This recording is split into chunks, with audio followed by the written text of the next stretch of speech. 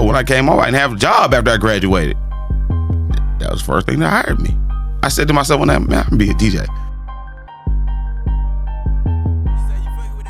So, welcome to another episode of Don Talk. Listen, man, I love doing these things because it's like what I really found that I enjoy doing, but it's even doper when I get to do with people who I really enjoy having conversations with. So, without further ado, man, one of my personals, man, he DJ, he a graphic designer, he a cameraman, he whatever you need to get done. My guy done helped me get a lot of things done, man. Shout out to my brother right here, man.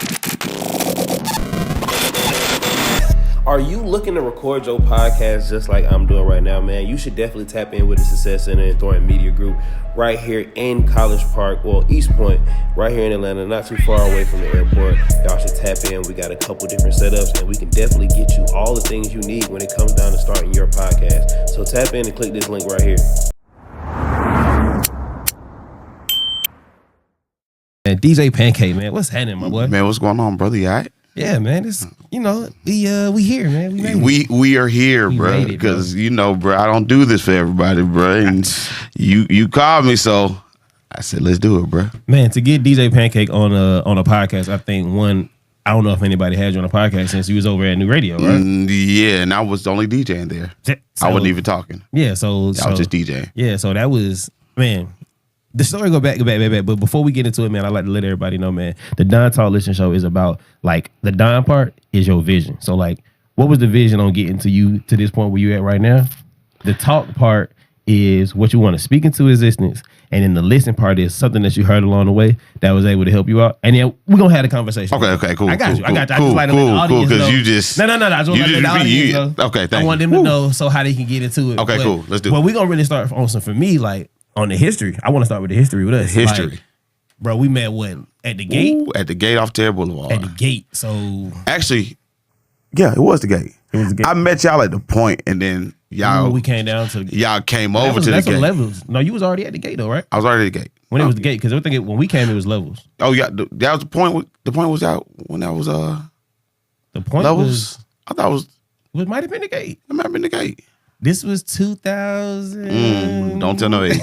It had to be like what, 2012, 2000. It had to be like 2012. No, then I met you at the gate then. Because the gate was... I remember having a party. 8, 9, 10. I think the gate ended in like 2010. Okay. So yeah, it probably was like I met you, I think 2011, 2012. Yeah. But like, man, it's just really dope to see like people who go in and get out their game. And I think with the DJing game, it's like you have to stay at the times. Yeah. And it's like to elevate. You got to be in the times and stay in the times. Because you got to be seeing what's coming. Some glasses for that. That was not scripted. But you said you got to be at the times though. Definitely got to be in times. Because, man, just being around it for so long, you see different things elevating and different things changing.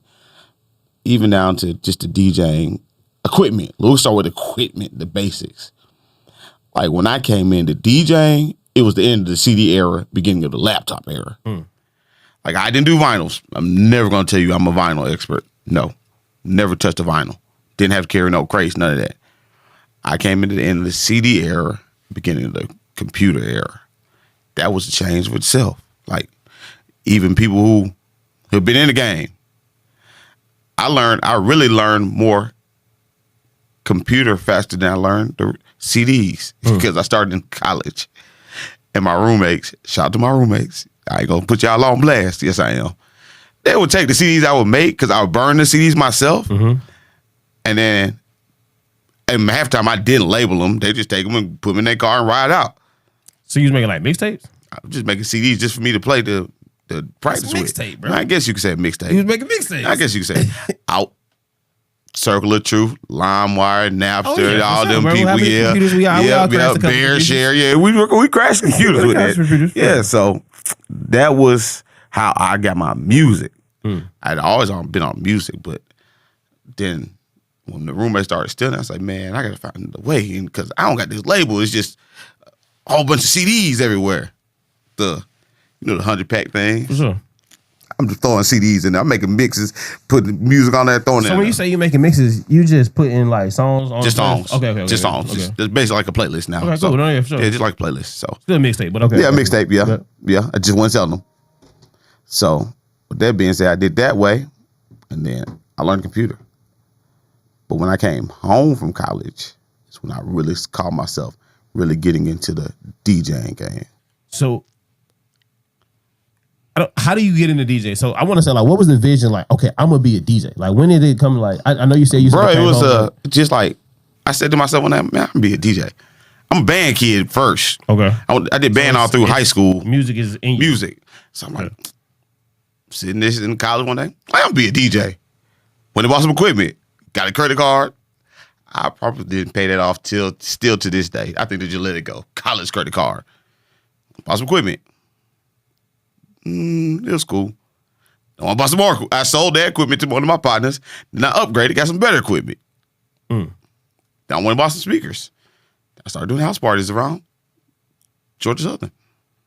So it just took off like that. Like, how did you get from I want to do this? And one of the biggest things about this show is I want this show to be about like the doers, the people who actually say they wanted to be something and then they became it and they do it. That's just how it happened, bro. Hey, if you need to book me, reach out to me. You can log in with me on Instagram. It's DJ Pancake _ everything spelled correctly. DJ Pancake _ or you can reach out to Grenade Southside, or you can even hit up my boy Don. Yeah, he got me. It's literally happened. I said, I'm about some equipment. Boom. Then somebody found out I was DJing, or they saw I did something. I wasn't good at it, but I was doing it. I mean, there's a lot of people out there not good at stuff that's doing it. And that's what happened. I did it. Nah, that's super hard, bro. So was there a vision to be like this super DJ? Like, when did it become like, I'm going to do this DJ thing? Like, when? So I'm trying to get down to the vision part. When you like, you know what, I do, this is what I'm going to do. It was never, ever the vision, bro. Truth be told. It was more forced onto me. Okay. This is real. When I came home from school, didn't have a job. Okay. Shout out to my boy Scoogie. Shout out to my boy Jake. Oh, you got DJ equipment? Yeah. Well, you should go holler at. Yeah. And then go. Yeah. And then go. All right. I never thought it would take off, bro. I never thought I was going to be a world famous DJ or in the clubs for almost 20 years, bro. I never thought that, bro. Wow. That's truth be told. Like, it was a passion. It was something fun to do. So when I came home, I didn't have a job after I graduated. That was the first thing that hired me. That's fine. And you just stuck to it. But it was also always the graphic side, which also helped with getting that too. But that was the true vision though, right? The graphic side? Or the graphic, I did graphics all because I went to school for print. Hold on, so you started with graphics. Shout out. Actually, you did this. Yeah, I did. Yeah. That's the Black Runway experience, man. Shout out to Black Runway experience, yeah. But yeah, so I was gonna get into it, but I was trying to see what you was gonna say. I did graphics because I went to school for print. Okay. But also in school, when I went to school, if you learn print, they wouldn't let you learn graphic design. Because they say, in theory, great printers make great graphic designers. Great graphic designers don't make great printers at all. Because graphic designers don't know how to set it up to go to print. It's different now because the technology has grown. Okay. Back in the days, you had to have certain ways and certain. You had to be a specialist. You had to do things certain ways to go to print properly. Okay. Now all type of machines and things are different. But back then you had to. Okay, I know this, for example, for a shirt or a logo. If you ever go look at world famous logos, they're one or two colors, basic. Because that means I can go put it on a t-shirt, I can go put it on a billboard, I can put it on anything. It's real basic. Back then you could do, nowadays. So you use that that's a plus on your side because now I can DJ and I can. That was my other stepping stone. For sure. Like I'm a graphic designer, and because I had a background, I ran newspapers, I ran Georgia Southern's newspaper graphic department when I was my senior year in college. We've never talked about it. I mean, I guess this is the time to talk about it. But I didn't really put. So, what do you feel like what has been your most accomplished graphic in your opinion, or your favorite? Let's say this: your most accomplished, and let's also say your favorite. What was your most favorite graphic that you like to do? I don't know, bro. Or what was the one? I have my favorite piece. Yeah, I have my favorite. What piece. is it? That Atlanta piece when you did all the Atlanta stuff together. Oh, when you did the canvas joint, I think that's my favorite. Yeah, that I've seen. I have that hanging in my room. I mean, in my wall. I told you bring it, bro. I have it hanging in my wall. I forgot all about that. I forgot all about that piece. I totally forgot about that piece. That's why I brought it up. But like, I think that was probably my favorite piece. And then there was another one where, dang, I can't think about it right now. But because I never got a copy of it. But you know, there was this other piece that you did on canvases, and I was just like, oh, bro, you're going to a whole nother level with the. I forgot all about the ATL piece. Yeah, that was a cool piece. Bro, it's just. When you've been doing it so long, I have so many files of people's graphic work. I don't think I've ever deleted anybody's files. What? Would you let somebody come back and get a file after? Yeah. The actual physical file or the actual, what you mean by that? Actual physical files, I never give out actual physical files. What you mean? Like how the build? Like, the Photoshop PSD file, I'll never get that out. Oh, no, for sure. But can they come back 10 years down the line and say, hey, bro, do you still have that? Possibly. Can you send me a copy of the flyer? If I still got it, I got you. 10 years down the line, yeah. That's wild, bro. That's a crazy hard drive. And you got to think, like, I've done... Thousands of thousands. I've done, when level 2 was there... You were doing flyers 3 or 4 times a week. I did all level 2 flyers. And they was changing that every... Hold on, that was nice, but we had 50 people on a flyer. Like, yeah, think about. Well, I'm people don't know this. Like, we have. Yeah. Shout out to my boy CEO. Like, we having 40, 50 people on a flyer, and they all got their own individual flyer. Yeah. Yeah. I have flyers from back then. I used to try to keep like the physical copy flyers, but I started throwing them away. But sometimes I still come across one. So which one do you like more? Like, if you had to take it and you was like, hey man, I could have this. Would you like if money wasn't a thing? If it wasn't about the money, if I had to choose graphics or DJing, yeah. And I'm gonna ask this as well: if you could do both and money wasn't a thing, would you do both? Would you do both? Like if it was like, hey, everything is set, and could you honestly say I can do both as my everyday just thing? I mean, I do it. But is it out of DJing came out of opportunity. Okay, let's back up to DJing right fast. Okay. Let's finish DJing. Now, what happened with DJing? I was working at 9 to 5. I worked for a print company. Okay. I finally got a job after I graduated. Okay. So I was still DJing and doing the job. Okay, so you I was doing awesome. Fresh out of college, didn't know how to act. I'm just throwing it. But money ain't no issue. Money ain't no issue. I'm making money. Boom, boom, boom. And now, to the club. And I'm going to the club. I'm working during the week. I'm working 9 to 5. Weekends, I'm DJing. Except Thursday. You know, Thursday was open mic night. Thursday was always open mic night. Crazy. So, boom. I'm a recession graduate. So it's more my hand was forced to go strictly DJing instead of working for a print company. Okay. Putting my degree to work. I was a recession graduate. When the recession really hit, companies were downsizing. They're going to take this guy who's worked 50 years over this new kid who's worked 2 months. Gotta go. Hey, man. And I got so good at my job, I was working.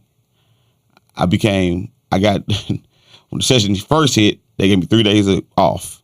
I mean, I worked 3 days, had 2 off. I had 2 off during the week. And they said, but we're going to increase your pay. All right. That means the other days I'm going to go hit the club and go DJ some more. So now you I ain't tripping. Cool. My money's still going to balance out. Then they fired another guy. So they brought me back on full term. Okay. But my pay was still increased because they can't take it away now. You can't take it away because I'm already here. But now you're making too much money. Now I'm making too much money. Yeah, that boy got to go. Now I got to go. Now I got to go. Yeah. I got to go. Yeah, so I got to let go. So back to DJing full term. Back in the club. Back to hustling. Back to, hey, man, let me get some of this graphic work. So back to my question. if it wasn't a dollar thing, would you do both? DJing, so I still go bartend and serve from time to time, and I always tell people like keep a hustle too. You know what I'm saying? Like I can still go. I'm gonna be honest. It wouldn't be neither. It wouldn't be DJing or graphics. Okay. I'm gonna be honest. Okay. It would be printing the physical stuff. Okay. I've always said this, and I've used this analogy because we know some street folks. Sure. You know what I'm saying? Like. So that's not just shout out to the hood. I'm the college student in the hood. You feel me? So I've always said, if you got to bleep it out, bleep it out. No, it's okay. The graphic design is the weed. The printing the stuff, it's cocaine, the crack. Yeah, because I have a physical, tangible item now that I can, whatever it is, I'm making more money, but I may be doing like more labor, but I'm having more constant coming in. Sure. People beating down that door. Boy, I need this flyer printed. You know how we used to get flyers? Bro, we get boxes of 5,000 at a time. And they booming. Like these folks doing flyers for everybody in the city. 5,000 of these. Yeah. These folks paying $200 a box. Yeah, for sure. And getting it out. Like getting it out the same day, next day. Now, if I take a flyer, it's $50 for that flyer or $75 for that flyer. It's over with. It's over with. But since I print, you're guaranteed to come back. Boy, I need some more flyers printed. I need 5,000 more. Folks getting flyers every week. Printed.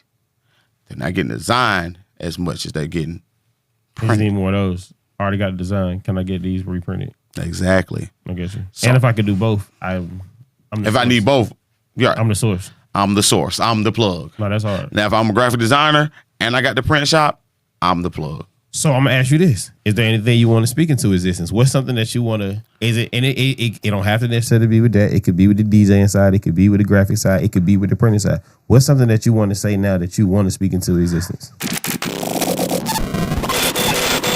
This is your roadmap.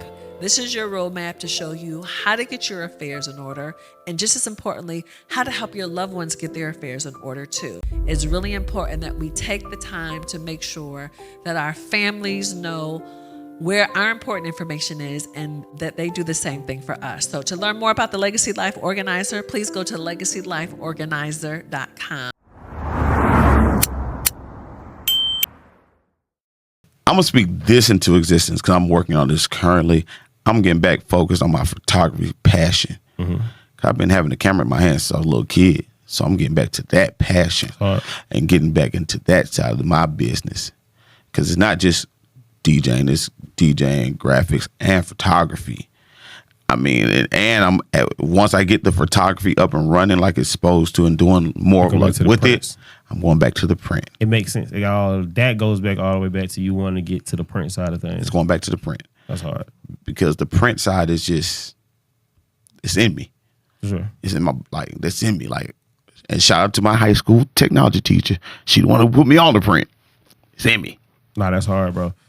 This is a little bit shift towards it, but I want to say, was there anybody or was there anything that you had that you really somebody who you heard along the way that just kind of told you something?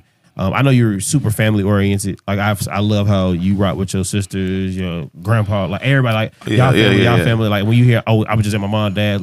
I feel like you super family oriented. Your nephews, you second dad to these. You know what I'm saying? So them too.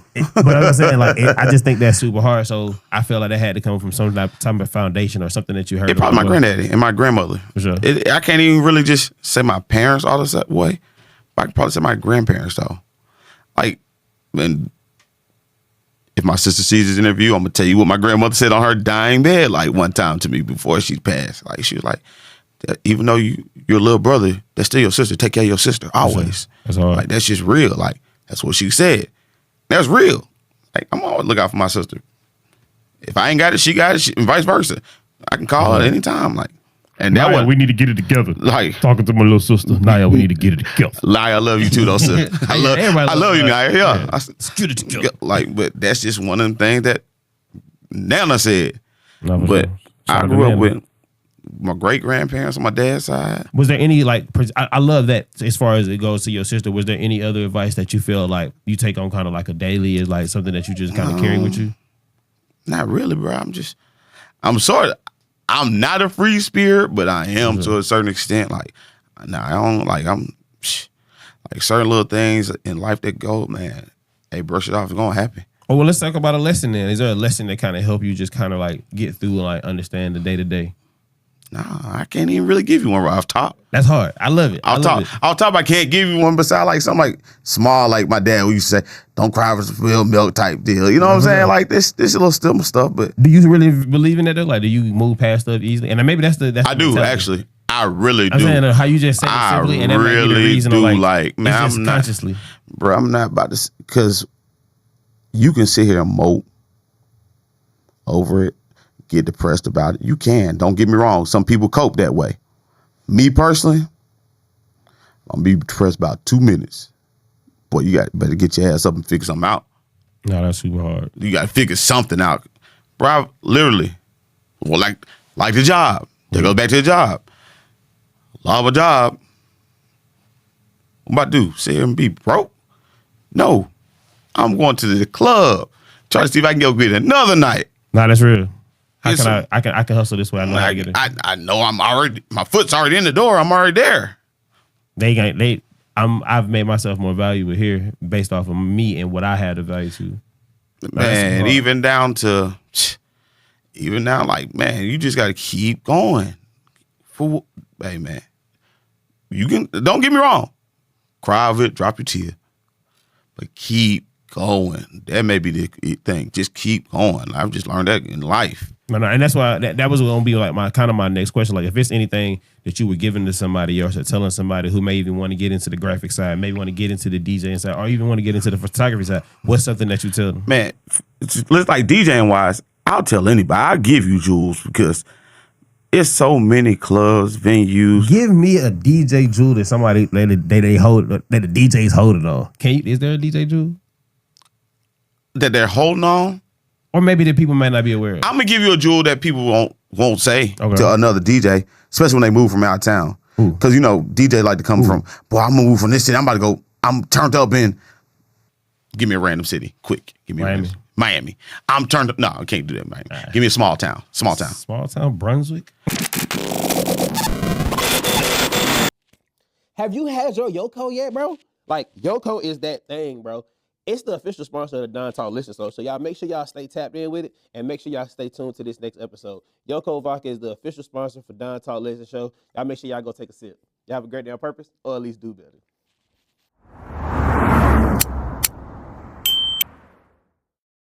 I'm turned up in Brunswick. So now I'm about to move to Atlanta. It ain't gonna go that way. Good luck. Now, people be locked in for clubs. Now, this is the thing, though. Centuries. This is what I tell. I've told the DJ this, and I just saw him the other night.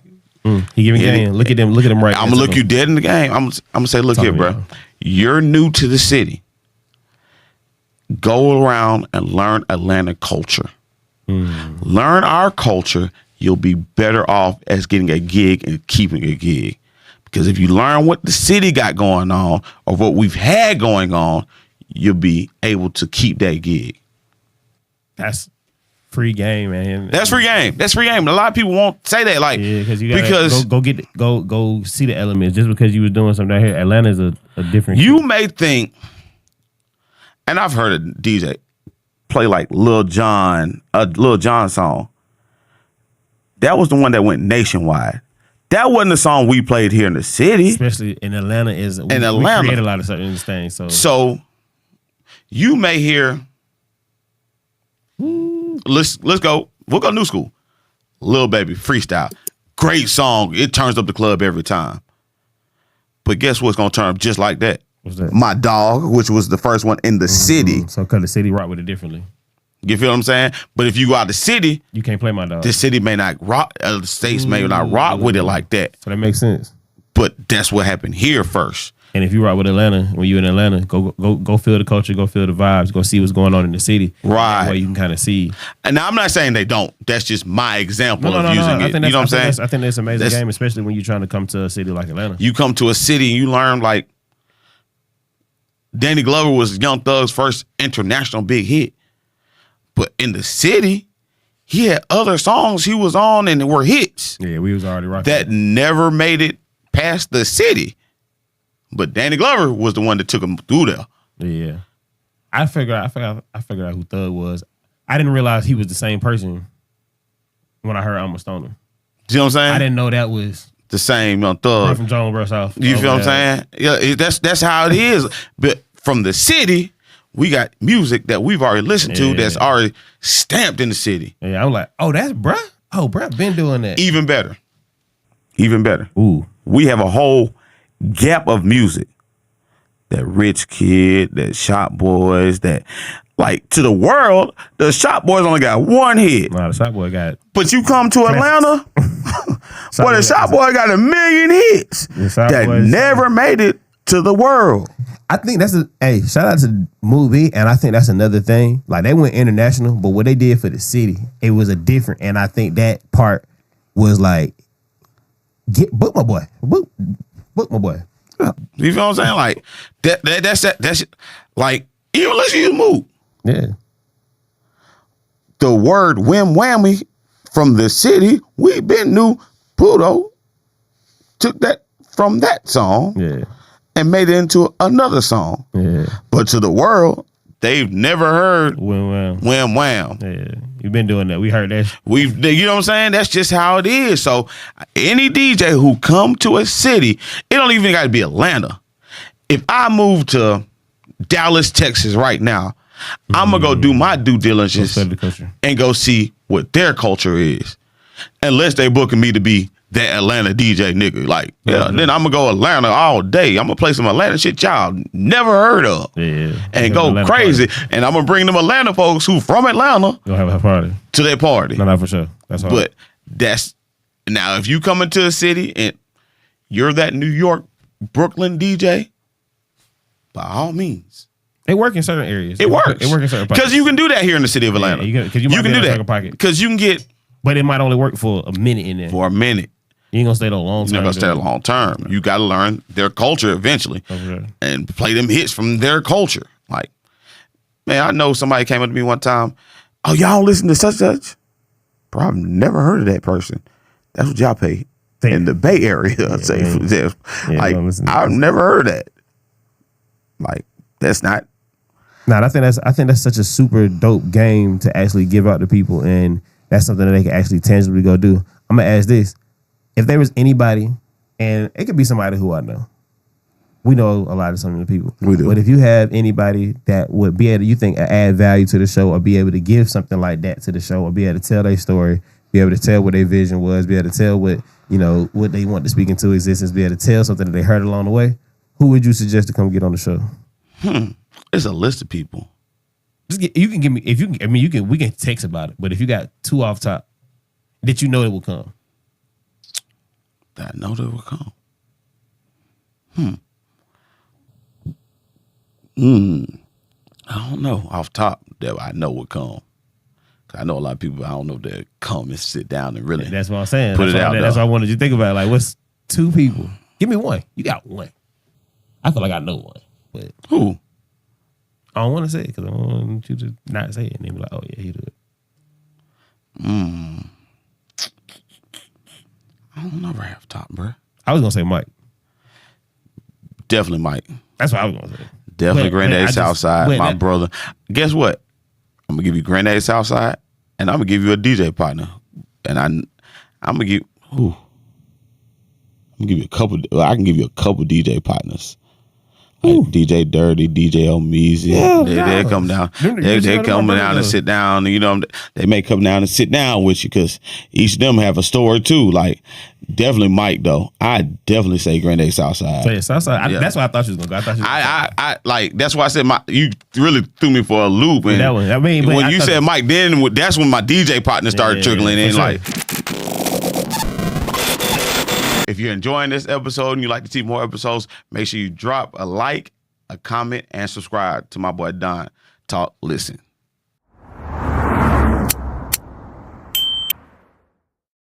Like, Even I need to get Omeezy on. Shout out to Omeezy. Shout out to Dirty. Shout out to Playboy. Shout out to everybody. Yeah. Plug. Southern Plug DJs. Yeah. Cruz. Jonte. Yeah. JT. Shout out to everybody, man. But yeah, man, is there anything you want to tell the people before we get out of here? Anything you want to get them just to kind of like close out the show? Is there anything that you got coming up, something like that they can just be a part of? What I got coming up, or if they wanted to book you, if they want to book booking me is easy. Go on my Instagram, got a booking number on there. Shout out to Grand X Outside. That's my brother. You can contact him anytime you want to get in contact with me, because he can get in contact with me for anybody. Well, and Don, you can contact Don too now. I'm going to give him his credit. He can get in contact with me. He know how to track me down. I'm going to find him. He's going to pull up to the house. Yeah. You can definitely knock on the door. He be at certain times. Yeah. So, Don too, you can get in contact with either one of them for booking me. It's just, most time, I'm going to be honest with you, brother, to go back to club life. The nights people want to book is the nights I'm already locked in. No, I get it. Like, why we don't book you for Saturday night? I'm at Fusion every Saturday night. Let's put that out there. And Tuesdays and Saturdays, you can catch me at Fusion. Saturday night after Fusion, I'm going to Central Station. We don't close till 6 in the morning. Yeah, so 3:30, I'm at Central Station. You can meet me there.